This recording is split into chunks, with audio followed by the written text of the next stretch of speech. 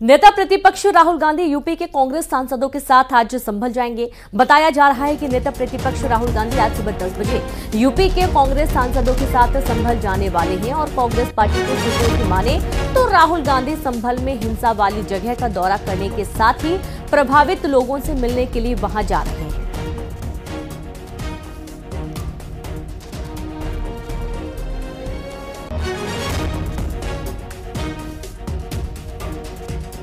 ये सही है कि पुलिस को इन्वेस्टिगेशन में एक FN 2 स्टार करके कारतूस मिला है और एक POF का कारतूस मिला है, जिनमें से FN कारतूस मिसफायर्ड है और POF जो है वो चलाया गया है। इसके अलावा भी 4 कारतूस मिले। ये पुलिस द्वारा नालियों की सफाई की, नालियों में नगर पालिका के द्वारा नालियों को दिखवाया गया क्योंकि वो उनको अभी तक चेक नहीं किया गया था और वहां से फिर मेटल डिटेक्टर के द्वारा उनको निकाला गया। तो इसमें आगे पुलिस इन्वेस्टिगेशन कर रही है, जो भी इसमें तथ्य होंगे। बाकी संभल की स्थिति शांत है, जिला प्रशासन अपना काम कर रहा है। चौतरफा एक तो स्थिति जिस तरीके से सामान्य, कल ये डेलीगेशन सुबह 10 बजे निकलेगा।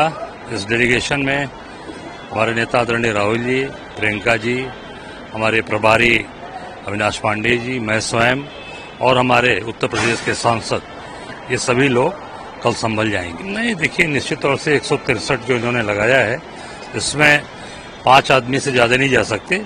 तो मैं समझता हूं कि 5 आदमी को जाने की परमिशन जरूर प्रशासन को देना चाहिए, क्योंकि 163 में या 144 जो पहले धारा थी उसमें 5 लोग जा सकते थे। तो मुझे लगता है कि प्रशासन को 5 लोगों को, राहुल जी को समेत 5 लोगों को जाने देना चाहिए और वहां जाकर जो अत्याचार अन्याय इस सरकार ने किया है, इस सरकार की जो कमियां हैं, ये बाहर आएंगी, जनता जानेगी, जनता को बताया जाएगा कि किस तरीके से वहां अत्याचार अन्याय किया जा रहा है और किया गया है।